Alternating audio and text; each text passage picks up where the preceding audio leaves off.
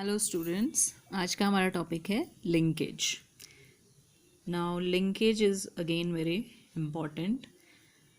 Linkage क्या होती है और किसने डिस्कवर की थी वो हम आपको लिंकेज होती क्या है इसके लिए थोड़ा सा हिस्ट्री देखनी पड़ेगी इसकी। Morgan, TH. मॉर्गन जो साइंटिस्ट का नाम आपने याद रखना है, ठीक है। टी.एच. मॉर्गन ने ड्रोसोफिला पे काम किया था। लिंकेज ढूंढी थी इसने, वो ड्रोसोफिला मीन्स फ्रूट फ्लाइज। ये जो हैं आपने देखा होगा फलों के ऊपर जो हल्के छोटे छोटे से उड़ते रहते हैं ना, बहुत छोटी छोटी सी फ्लाइज जो होती हैं, they are known as fruit flies या ड्रोसोफिला मेलानोगेस्टर इसका साइंटिफिक नेम है। And T H. Morgan worked with this. जिस तरह से मेंडल ने पी प्लांट पे काम किया, मॉर्गन ने अपना सारा काम इस पे किया था एंड इसको नोबेल प्राइज़ भी मिला इस काम के लिए। Plus he is also known as father of experimental genetics. Mendel is known as father of genetics and Morgan, Thomas Hunt Morgan या T H. Morgan is called father of experimental genetics. और linkage की भी discovery का इसी को जाता है श्रेय जो है, ठीक है। नाउ लिंकेज की डेफिनेशन से पहले, या आप अगर इसकी पहले चलिए डेफिनेशन ही चाहते हैं, तो linkage is the tendency of genes to stay together during inheritance through generations without any change और separation due to their being present on the same chromosome, ठीक है। बहुत इसने घुमा फिरा के बोला, आप इसको अपने वर्ड्स में भी इजी लैंग्वेज में लिख सकते हो। इसके कहने का मतलब ये है कि लिंकेज क्या है, tendency of genes to stay together. लेकिन कौन सी जीन्स? जो सेम क्रोमोजोम पे होती हैं वो जीन्स, राइट। अब आपको अभी तक इतना पता लग चुका है कि क्रोमोजोम आपको बताया है क्या? वो डीएनए ही है बेसिकली, और डीएनए के ही छोटे छोटे सेगमेंट्स को हम जीन्स कहते हैं। तो एक क्रोमोजोम के ऊपर बहुत सारी हज़ारों जीन्स होती हैं कई बार, राइट। और ये जो जीन्स हैं, नाउ एक क्रोमोजोम के ऊपर जितनी भी जीन्स होंगी वो सब की सब दे विल, उनकी टेंडेंसी क्या होती है? To stay together during their inheritance, है ना। ऐसा ही मतलब आपको बताया था ना, होमोलोगस क्रोमोजोम इसके सामने भी होता है, उसके ऊपर भी उतनी जीन्स होंगी जितनी इसके ऊपर होंगी। और गैमीट फॉर्मेशन के टाइम ये अलग अलग गैमीट में चले जाते हैं। होमोलोगस क्रोमोजोम्स दे सेपरेट, क्रोमोजोम्स जरूर अलग अलग जाते हैं, लेकिन एक क्रोमोजोम पे जितनी भी जीन्स होती हैं वो तो इकट्ठा ही पास होंगी ना। जहाँ ये क्रोमोजोम जिस भी सेल में जाएगा, इसके ऊपर जितनी भी जीन्स होंगी वो सबकी सब वहीं जाएंगी, ठीक है। तो इसको कहते हैं linkage, tendency of genes to stay together, या इसको आप ऐसे कह सकते हो, tendency of genes present on the same chromosome to stay together during their inheritance. It is called linkage. और सीधी सी बात है कि जितनी भी जीन्स इसके ऊपर होंगी उनको बोल देते हैं फिर linked genes. They are all linked genes. जितनी भी जीन्स एक क्रोमोजोम के ऊपर होती हैं, they are all called linked genes. और जैसे मान लो इसके ऊपर 50 जीन्स हैं, तो इसका जो होमोलोगस क्रोमोजोम होगा उसके ऊपर भी 50 ही होंगी, ठीक है ना। होमोलोगस क्रोमोजोम का मतलब ये होता है कि उनका स्ट्रक्चर, उनका साइज सेम होगा, नंबर ऑफ जीन्स उनके ऊपर सेम होंगी। हाँ, एलील्स अलग अलग हो सकती हैं, वो मैंने आपको कई बार बता दिया है। मे बी यहाँ डोमिनेंट एलील होगी उस जीन की, यहाँ उसकी रिसेसिव एलील होगी, पर जीन सेम ही होंगी, राइट। तो इसी आधार पर हम लिंकेज ग्रुप कहते हैं फिर इसको, ठीक है। जितनी भी जीन्स एक क्रोमोजोम के ऊपर होती हैं उनको लिंक्ड जीन्स कहते हैं, या उस पूरे को एक लिंकेज ग्रुप कहेंगे। जैसे इसके ऊपर जितनी भी जीन्स हैं, they form one linkage group, ठीक है। और इसी का होमोलोगस है ये, तो इसको नहीं काउंट करते हम, होमोलोगस को नहीं काउंट करते। सिर्फ कहने का मतलब है जो हैप्लॉयड नंबर होगा, जैसे हमारे सेल में 46 क्रोमोसोम्स हैं, लेकिन उसमें से 23 एक जैसे हैं, 23 एक जैसे हैं। तो लिंकेज ग्रुप्स की बात करें अगर, तो हमारी बॉडी में कितने लिंकेज ग्रुप्स हैं? 23 लिंकेज ग्रुप्स, राइट। दूसरा जो एक पूरा यहाँ पर सेट होता है ना क्रोमोसोम का, एक सेट यहाँ होता है, तो एक ही सेट को काउंट करते हैं, क्योंकि दूसरा तो वैसा ही होता है सेम टू सेम। यानी दूसरे शब्दों में मैंने क्या कहा आपको कि जो हैप्लॉयड नंबर होता है, linkage group is equal to haploid chromosome number of that individual. Man में अगर पूछे जाएं आपको how many linkage groups are there, 23। इसी तरह अगर जो मेंडल ने जिस पे काम किया था गार्डन पी पे, है ना, उसमें कितने लिंकेज ग्रुप्स हैं, 7, क्योंकि उसमें 14 होता है, 2n is equal to, garden pea में 2n इज इक्वल टू 14। ठीक है।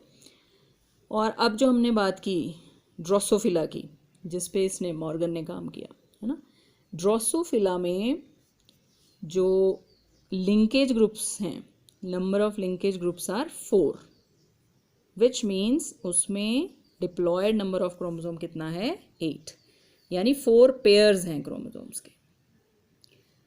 गार्डन पी में 7 पेयर्स होते हैं, मैन में 23 पेयर्स होते हैं। ठीक है। तो हैप्लॉयड नंबर जो है वही लिंकेज ग्रुप्स कहलाता है। अगर पूछा जाए आपसे गार्डन पी में there are 7 linkage groups, drosophila में there are 4 linkage groups. So ये होता है लिंकेज।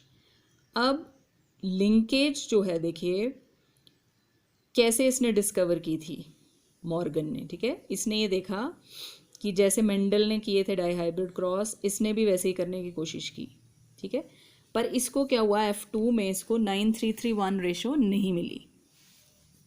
ठीक है। अब क्यों नहीं मिली वो, उसके लिए पिछले क्रॉस पे, इसी क्रॉस को आप बार बार इसी क्रॉस को रेफ़र कर सकते हो, ये जो हमने किया था 9331 निकालने के लिए। इस क्रॉस में अगर आपको याद हो 9:3:3:1 जो रेशो आती थी, उनके फिनोटाइप्स क्या होते थे, जो 9 होते थे वो कौन से प्लांट्स थे, जिनमें दोनों कैरेक्टर्स डोमिनेंट थे, यानी कि टॉल हाइट और राउंड सीड्स। एक होता था जिसमें दोनों रिसेसिव होते थे, यानी कि ड्वार्फ हाइट और रिंकल्ड सीड्स। बाकी 3 होते थे जिनमें एक कैरेक्टर डोमिनेंट होगा, दूसरा रिसेसिव होगा। इस केस में ये डोमिनेंट है, ये रिसेसिव है। तो इस तरह से ये 9331 की रेशो बनती थी। अब इनमें से अगर हम ये देखें कि कौन से प्लांट्स हैं जो पेरेंट्स की तरह दिखते हैं, तो वो होंगे ये वाले 9 और ये। पेरेंट्स का मतलब है जो जहाँ से शुरुआत की थी इस क्रॉस की हमने। पेरेंट्स में क्या था, एक था टॉल राउंड और दूसरा था ड्वार्फ रिंकल्ड। और F2 में हमें 9 मिले टॉल राउंड और एक मिला ड्वार्फ रिंकल्ड।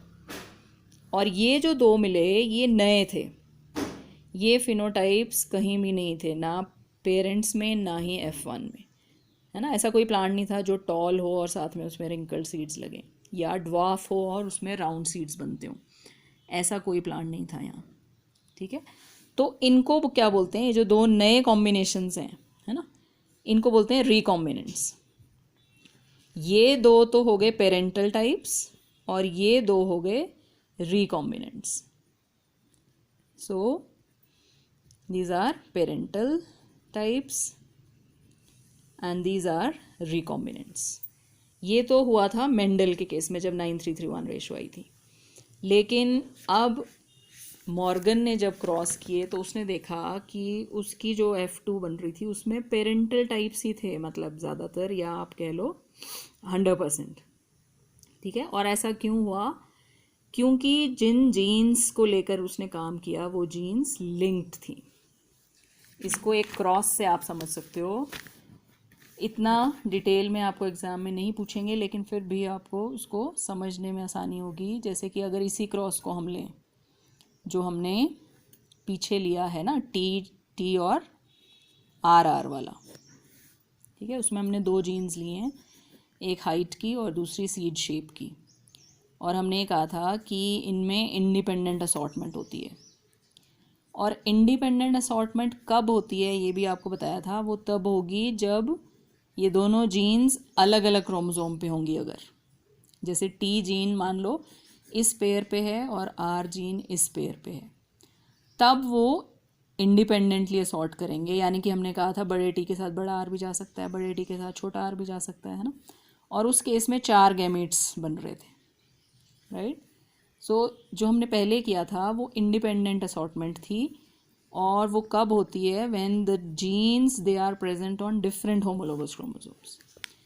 लेकिन अब हम बात कर रहे हैं लिंक्ड जीन्स की। लिंक्ड जीन्स का मतलब है इन्हीं दो जीन्स को ले लेते हैं, लिंक्ड हैं ये, लिंक्ड का मतलब है ये सेम क्रोमोसोम पे हैं।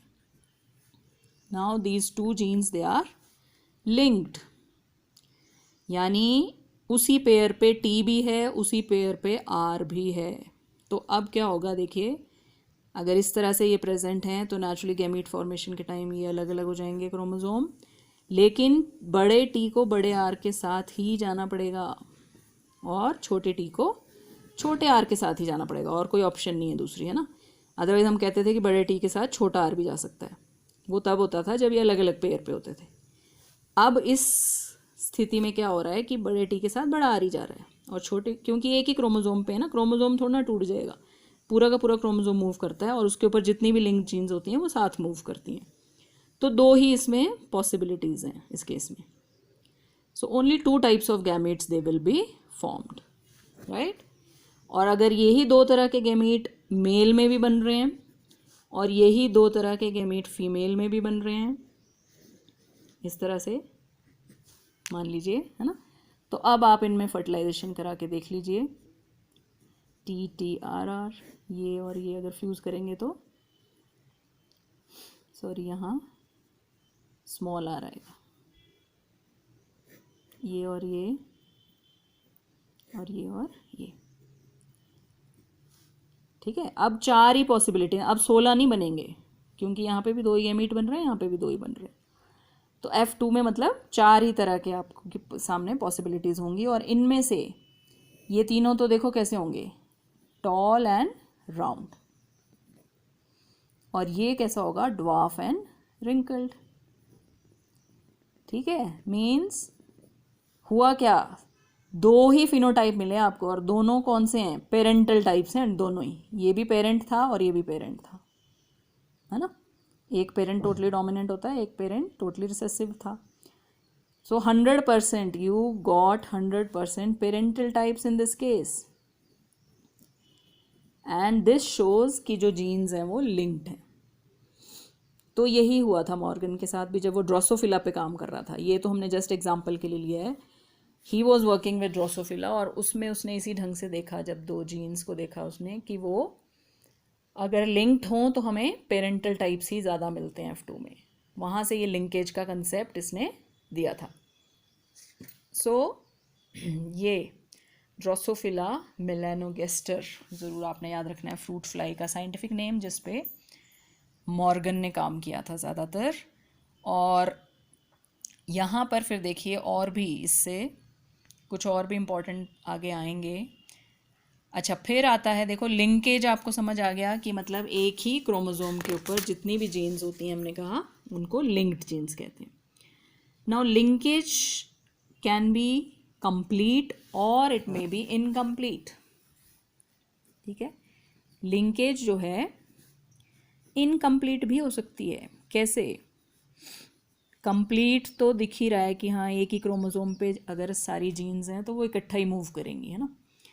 लेकिन कई बार इनकम्प्लीट लिंकेज भी होती है। इनकम्प्लीट कब होगी और क्यों होगी, बिकॉज मियोसिस में आपने एक फिनोमिनन पढ़ा है +1 में, उसको बोलते हैं क्रॉसिंग ओवर, है ना। होता क्या है मियोसिस में, कभी कभी क्रॉसिंग ओवर होता है पैकिटीन में, जब ये दोनों क्रोमोसोम आपस में ओवरलैप करते हैं और इनके ये जो सेगमेंट्स हैं ये एक्सचेंज कर लेते हैं ना। तो मान लीजिए इस तरह से, है ना, अगर मान लो ये स्थिति है, अगर ये जीन्स 2 जीन्स अगर क्रोमोसोम पे दूर दूर हों तो कई बार वो सेपरेट हो सकती हैं due to crossing over. Crossing over होगा तो ये नेचुरली ये वाली एलील यहाँ आ जाएगी, ये वाली यहाँ चली जाएगी, ठीक है। तो बड़े टी के साथ वैसे तो बड़े आर ने जाना था, लेकिन अगर क्रॉसिंग ओवर हुआ तो बड़े टी के साथ फिर छोटा आर भी जा सकता है, ठीक है। उस केस में वही रिकॉम्बिनेंट्स बन सकते हैं, ठीक है। जब ऐसा होगा ना, अगर क्रॉसिंग ओवर होगी तो नेचुरली रिकॉम्बिनेंट्स बनेंगे। अगर क्रॉसिंग ओवर नहीं होती है फिर तो हमें टोटली पेरेंटल टाइप्स मिलते हैं, लेकिन अगर क्रॉसिंग ओवर होगी तो फिर नेचुरली नए गैमीट्स बनेंगे और नए रिकॉम्बिनेंट्स बनेंगे। और इसी आधार पर इसने मॉर्गन ने जो कंसेप्ट दिया वो दिया क्रोमोसोम मैप्स का। ठीक है, क्रोमोसोम मैप्स कैसे बनाए इन्होंने, यही देख के, ठीक है, बहुत सारे क्रॉस करते रहे ये, और ये देखते रहे कि कोई भी दो जीन्स जो है ना उनके बीच में क्रॉसिंग ओवर के कितने चांस हैं, फ्रीक्वेंसी क्या है क्रॉसिंग ओवर की, है ना। जितनी ज़्यादा क्रॉसिंग ओवर की फ्रीक्वेंसी होगी उतने ज़्यादा रिकॉम्बिनेंट्स बनेंगे। तो इस ढंग से वो कैलकुलेट करते रहते थे कि मान लीजिए टी और आर, है ना, जो जीन जितनी दूर होगी उसमें क्रॉसिंग ओवर का चांस उतना ज़्यादा होता है। ठीक है, उसी तरह से अगली बार मान लो वो टी और कोई एस जीन के बीच, ये जस्ट एग्जांपल्स हैं और कुछ नहीं है उससे ज़्यादा। ठीक है, वो बहुत सारे क्रॉस करते रहते थे, और अगली बार जैसे मान लो उन्होंने एक टी जीन है, दूसरी मान लो एस जीन है, इन दोनों को स्टडी करते थे वो, और उन्होंने देखा कि इनके केस में रिकॉम्बिनेंट्स नहीं बनते थे, है ना, कम चांस होते थे रिकॉम्बिनेंट्स के। इसका मतलब है कि क्रॉसिंग ओवर इनमें नहीं होती है, और ये क्रॉसिंग ओवर नेचुरली नहीं होगी क्योंकि ये पास पास हैं। जो जीन्स जितनी पास होती हैं उनमें क्रॉसिंग ओवर के चांस उतने कम होते हैं। अगर जीन्स दूर, जितनी दूर होंगी, अगर मान लो ये ऐसे हैं, दूर दूर हैं, तो इनमें फिर क्रॉसिंग ओवर के चांस ज़्यादा हैं। क्रॉसिंग ओवर के कारण इनके अलग होने के चांस ज़्यादा हैं। ठीक है, तो इस आधार पे वो ये पता लगा लेते थे कि कौन सी दो जीन्स कितने नज़दीक हैं या कितने दूर हैं, और इस तरह से वो क्रोमोसोम मैपिंग करने लगे। हालांकि ये टॉपिक शायद उतना नहीं है डिटेल में, सीबीएसई में भी इन्होंने बहुत थोड़ा दे रखा है ये क्रोमोसोम मैप्स, और इनको लिंकेज मैप्स कहा गया। ठीक है, मॉर्गन का स्टूडेंट था ये एल्फ्रेड, इसने ही use the frequency of recombination between gene pairs, है ना, वही बात कि दो जीन्स कितने फ्रीक्वेंटली उनमें क्रॉसिंग ओवर होती है या रिकॉम्बिनेशन बनते हैं, उसके आधार पर वो ये पता लगा लेते थे कि वो दो जीन्स पास पास हैं या दूर दूर सिचुएटेड है ना, और उसके आधार पर वो क्रोमोसोम मैप्स बना लेते थे। तो इन्हीं को लिंकेज मैप्स भी कहा गया, क्योंकि लिंकेज को स्टडी कर रहे थे ना ये बेसिकली। जैसे इस केस में हम कहेंगे कि टी और एस, ये जो दो जीन्स हैं, दे आर इनकम्प्लीटली लिंक्ड, जबकि यहाँ पर हम बोलेंगे कि दे आर कम्प्लीटली लिंक्ड, क्योंकि ये पास पास हैं। डिस्टेंस मैटर करता है, जितने पास होती हैं दो जीन्स वो उतने ही उनमें लिंकेज उतनी स्ट्रांग होती है, और जितनी दूर होंगी लिंकेज उतनी वीक होगी। ठीक है, या हम कह सकते हैं these are incompletely linked, in this case they are completely linked. तो इसी आधार पर क्रोमोसोम मैप्स वो बना लेते थे। ठीक है, जैसे मान लो टी और एस, उन्होंने देखा कि हाँ ये तो हर बार इनमें तो क्रॉसिंग ओवर से ही अलग हो जा रही हैं और रिकॉम्बिनेंट्स आ रहे हैं, इसका मतलब ये दूर दूर हैं। लेकिन साथ ही उन्होंने देखा कि एक आर, टी और आर जीन है जो हमेशा इकट्ठा इनहेरिट होती हैं, इसका मतलब वो पास पास सिचुएटेड है। तो ऐसे करके ये क्रोमोसोम मैप्स बना लेते थे। कहने का मतलब एक क्रोमोसोम के ऊपर जीन्स का सीक्वेंस क्या है उसको क्रोमोसोम मैप कहते हैं। ठीक है ना, तो क्रोमोसोम मैप्स या लिंकेज मैप्स इनको कहा गया। तो ये जस्ट आपको डेफिनेशन ही आ सकती है इसकी, ज़्यादा से ज़्यादा और कुछ नहीं, but this was linkage and recombinations. तो ये भी इम्पॉर्टेंट टॉपिक है, इसको भी आपने कर लेना है। बाकी जो है फिर हम नेक्स्ट लेक्चर में करेंगे।